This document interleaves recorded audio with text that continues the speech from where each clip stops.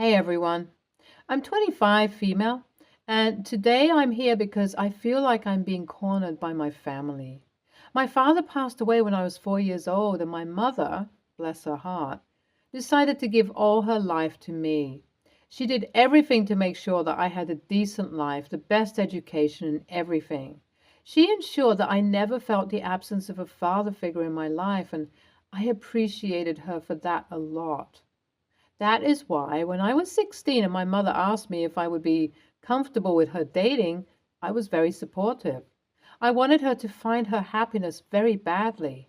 I felt like she had already given so much for me. If I did not do the same, it would have been unfair.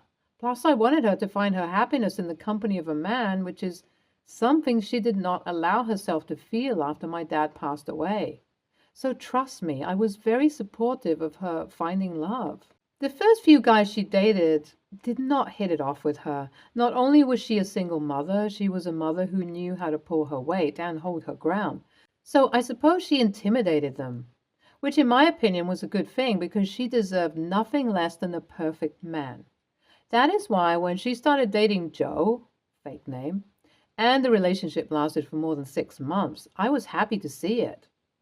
Joe was seemingly everything that my mother could want for in a relationship. He was a single father himself and raised his son on his own. He seemed like someone who got my mother a lot. And when my mother asked me if I would be comfortable with her being in a relationship with Joe, I was fully supportive. Their relationship seemed really good and healthy at first, like Joe cared about her opinions, her happiness, and her priorities, which are all good things. He even went out of his way to build a shelf for my mother because Mom has an obsession with cute mugs. These gestures, albeit small, made me feel like he was the man for my mom. So after 4 years of dating, when she asked me if I would be okay with them marrying, I was very supportive. They got married in the fairy tale way that she had always wanted, and I was her maid of honor, of course. But everything sort of changed right after the wedding. After the wedding, Joe and his son, Bill, again fake name, moved in with us. Bill is 2 years younger than me. He was 18 and I was 20. The moment they moved in with us, things changed overnight. Suddenly, I was a second-class citizen in my own house. Joe requested we give Bill my room because it is bigger and more airy, even though I've had that room since my mom bought the house when I was 17. I expected my mother to say something or do something, but she did not do anything. Instead, she accepted whatever Joe was saying. In her eyes, whatever Joe was saying was perfectly valid. Bill was indeed growing up, and boys who are growing up need more space than a girl who's already grown up. And as I was going to move to my university, I could just shift into Bill's room instead. I hated that ever since they got married, my mom switched teams. But when I talked about it with my therapist, she said that perhaps my mom was doing this because she wanted the marriage to work out. When my therapist put it that way, I kind of got where she was coming from, and I expected that maybe after 6 months of the marriage or a year of the wedding, she would start being my mother again, and that never happened. Since the wedding, my mom was everything except my mom. At first, it hurt, but eventually I got over it. Now, on to what has happened. When I was 24, I found out that I was pregnant. The guy I was seeing at the time was not my boyfriend. He is now. So I felt very lost. I called my mom, and after 4 years of marriage, for once, my mom showed up when I needed her to. I told her that I was scared and stressed out and I wanted to come home. My mom welcomed me back. I moved in with her and opted for the online classes that my course offered. While I was staying in the room that was originally Bill's, I was happy to be around my mom while going through such an emotional moment of my life. My mom supported my decision when I said I wanted to keep the child, and she was there for me whenever I had to go for the OB/GYN appointments. I can never thank her for that, but Joe did not like it. In Joe's eyes, I was being extremely promiscuous, and this was God's way of punishing me. By being in the house, I am bringing the same bad luck to him and his son. I know it made no sense, and before you ask, Joe was not a religious person, so hearing him say all of this shocked me. I did my best to avoid him, but one day we ended up having a huge fight over something really trivial. I think it was because I had some cravings at ungodly hours and had gone down to the kitchen to eat something, and the food that I had was something that he was planning on eating that next day. I was more than happy to buy him a box of donuts. Yes, it was Dunkin's. And he simply did not care. He did not want to come to negotiations. In his eyes, I was being a little thief, and he did not want me living under the same roof as him. He was being very rude to me, and when I expected my mother to say something, my mother was silent. She simply did not open her mouth or make a peep. It broke my heart. That led to me being kicked out of my house when I was 6 months pregnant. My boyfriend pulled through when I was homeless. We started living together, and our relationship became quite steady by taking that decision. When I had my child, my mom did not show up. Based on whatever she mentioned, it was because Joe did not want her to support my bad decision of getting pregnant out of wedlock or something. Since then, we have not been talking much. Every time I have reached out to my mom, she has allowed Joe to get the best of her and not let us speak. So when my mother finally reached out to me 2 days ago, I was very excited. She has been my best friend since I was a child, and I missed having her a lot. But when I realized why she had reached out to me, it pissed me off.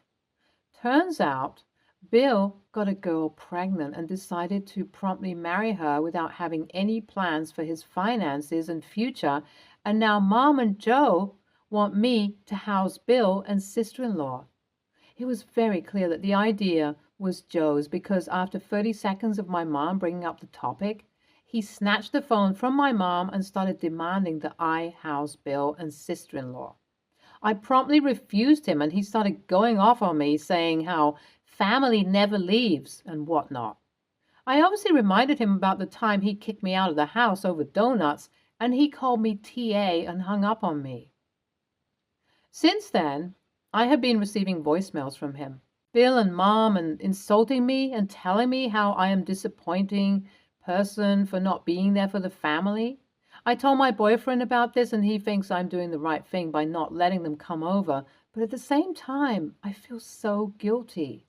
I feel like a TA whenever I hear my mom's voicemail telling me how disappointed she is with me. So, am I a TA? Update 1.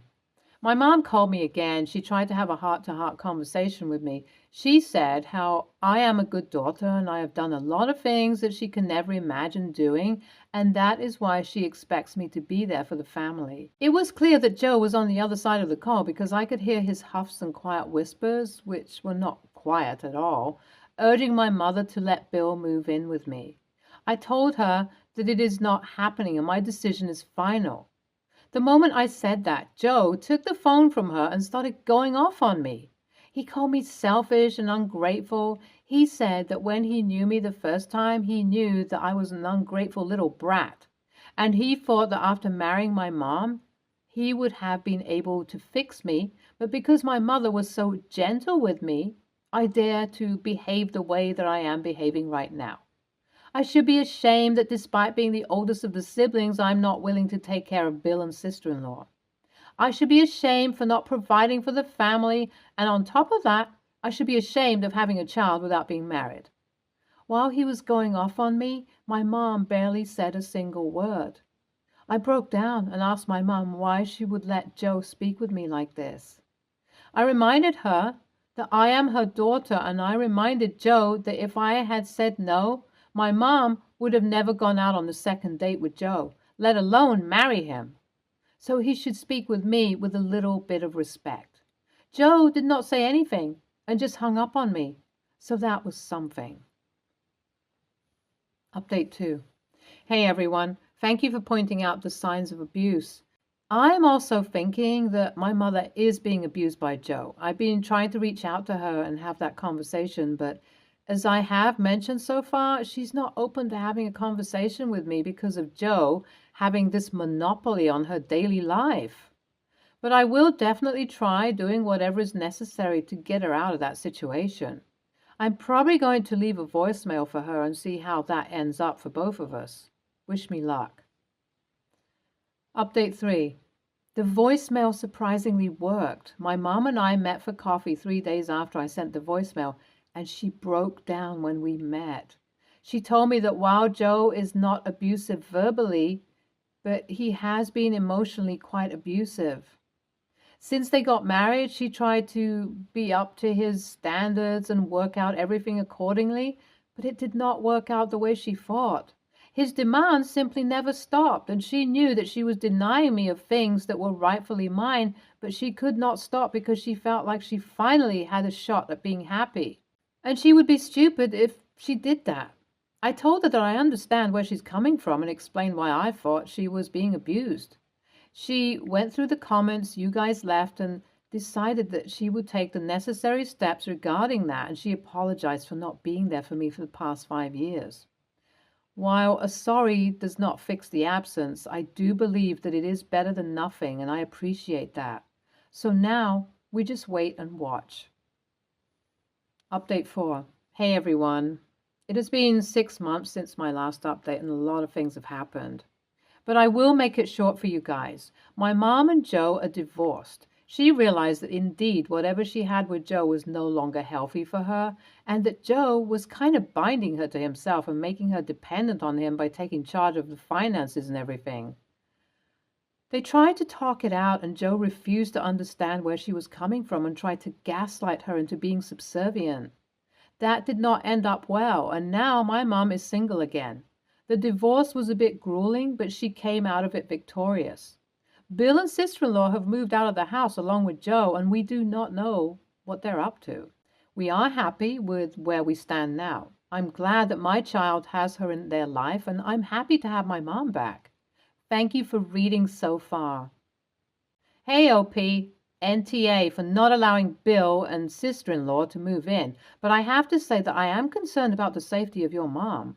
I do not think that she has a healthy relationship with Joe because of how he's acting.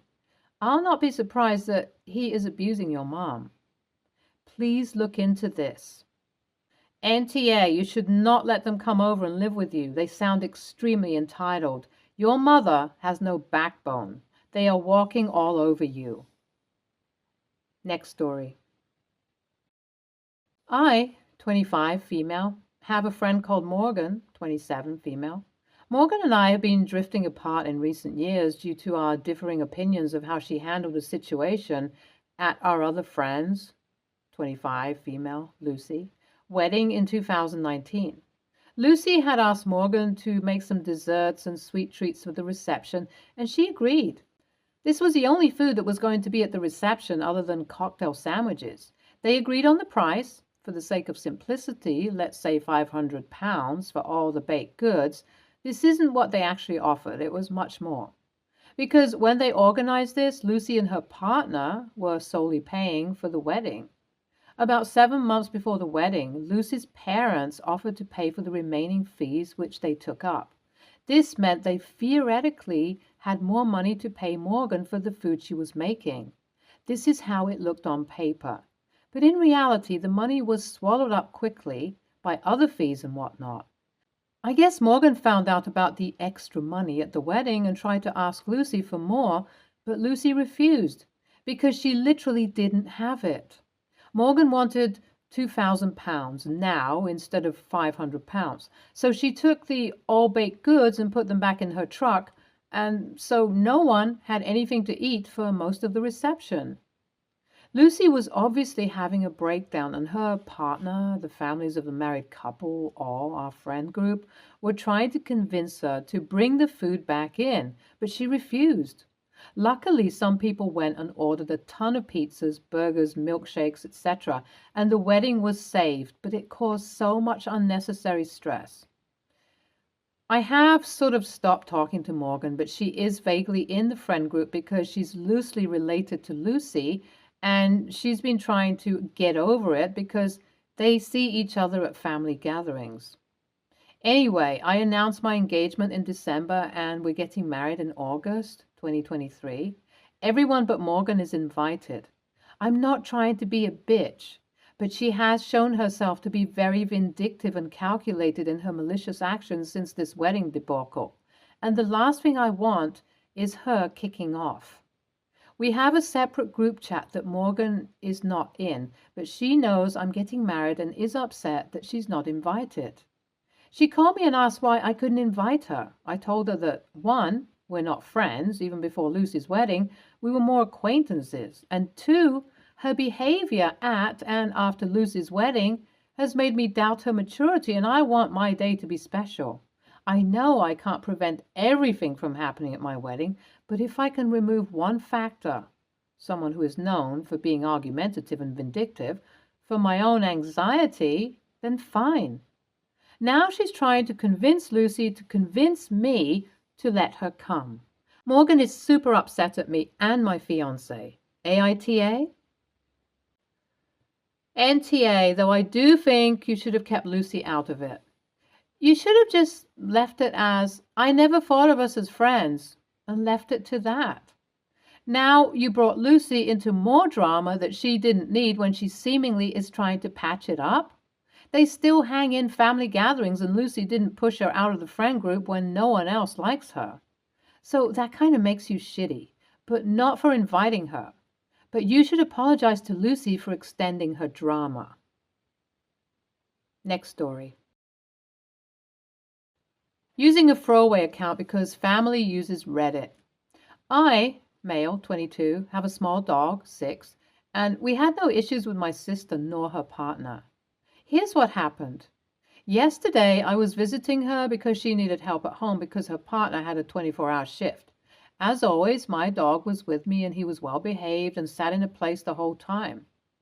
Also, I promised that I would visit them today again and bring my Switch to keep the 4-year-old entertained. He has a fractured leg and shouldn't move too much. Today, my sister told me that his partner suddenly developed an allergy towards dogs because his eyes got itchy when he came home after work. And when I'm visiting her today, my dog should stay in the garden alone. I told her that I won't do that because he's not used to it. It's cold and windy. I didn't tell her yet that I'm not visiting. We received a text message from her partner while I was on the phone with my sister, where he basically wrote the same thing that my sister told me. My mom got furious and called my sister, and it turned out that my sister would be mad at me for not coming because I promised I would bring my Switch, and so on. And she thinks that the dog staying outside is a reasonable request. My mom said that we won't come as our clothing car is also full of dog hair. I totally can understand that the dog shouldn't come and allergies can suddenly develop, but I think I can refuse to come if my dog suddenly isn't allowed inside, so WIBTA? Edit. He barks the whole time I'm away. He can stay only 30 to 60 minutes completely alone for now. Still in training. Usually I have someone to watch him. I just don't want to visit her today, tomorrow, because on short notice, I don't have anyone. In the future, I will visit my sister without the dog. I just need a few days' notice so I can plan it properly. Another edit. The last 6 years, there was absolutely no issue with my dog being with us. I don't expect to bring him anywhere without asking first. NTA. Situation changed, so plans had to change. She, sister, needs to grow up. The dog's behavior when left alone isn't going to change just because the situation changed. OP is dealing with the present reality, not a hypothetical you should have done it like this universe. And none of this even matters if just walking in the front door after the dog was gone caused the reaction. Mom is correct that the dander on the clothes and belongings could still be a problem. Also, to anyone questioning the sudden allergy, you're not allergic to something until you are. Yes, it can happen that quickly. NTA, I understand he cannot control his allergies, but he should get allergy testing to be sure it's actually the dog. On top of that, you have every right to help and visit when you want to and not help or visit when you don't want to. I love my dog. He too went through a barky period where he was very attached to us, so I understand how you do not want to leave the dog alone or outside in the cold and wind, which would be cruel. NTA, just because your sister considers it a reasonable request, don't automatically make it one. They may have their reasons for asking you not to bring your dog, and you have your own. Very valid reasons for not being able to visit under these circumstances. Just because it's family doesn't make it okay for them to push you to do something that is convenient for them, but not for you. Stay tuned for more stories from our girl relationships.